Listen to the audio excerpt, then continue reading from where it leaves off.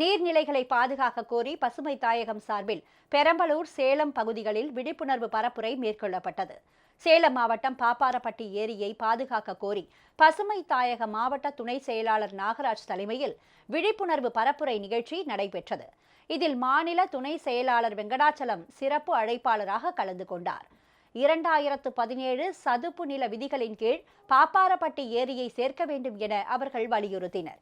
இதேபோல் பெரம்பலூர் மாவட்டம் பெருமாத்தூரியில் உள்ள சித்தேரி மற்றும் பெரிய ஏரியை பாதுகாக்க கோரி பாமக மாவட்ட செயலாளர் செந்தில்குமார் தலைமையில் பரப்புரை நிகழ்ச்சி நடைபெற்றது. இதில் வன்னியர் சங்க மாநில செயலாளர் வைத்தி, மாநில செயற்குழு உறுப்பினர் அனுக்கூர் ராஜேந்திரன், வன்னியர் சங்க மாவட்ட செயலாளர் சுப்பிரமணியன் உள்ளிட்டோர் கலந்து கொண்டனர். மேலும் ஏரிக்கரையில் பசுமை தாயகம் சார்பில் மரக்கன்றுகளும் நடப்பட்டன. மார்ச் 22ஆம் தேதி உலக தண்ணீர் தினமாக கடைபிடித்து வருகின்றோம்.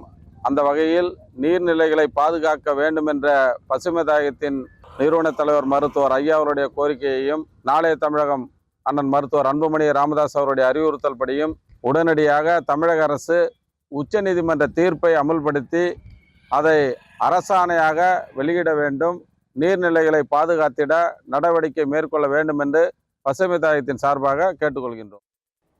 இதனிடையே உலக தண்ணீர் நாளையொட்டி தஞ்சை மாவட்டம் பட்டுக்கோட்டையில் நீர்நிலைகளின் முக்கியத்துவம் குறித்து விழிப்புணர்வு ஏற்படுத்தும் வகையில் திரளோட்டம் நடைபெற்றது. இதில் 500க்கும் மேற்பட்ட மாணவ மாணவிகள் உற்சாகத்துடன் கலந்து கொண்டனர். இதேபோல் ராமநாதபுரம் மாவட்டம் திருவாடானையில் உலக தண்ணீர் நாளையொட்டி நீர்நிலைகளை காப்போம் என வலியுறுத்தி விழிப்புணர்வு ஊர்வலம் நடைபெற்றது.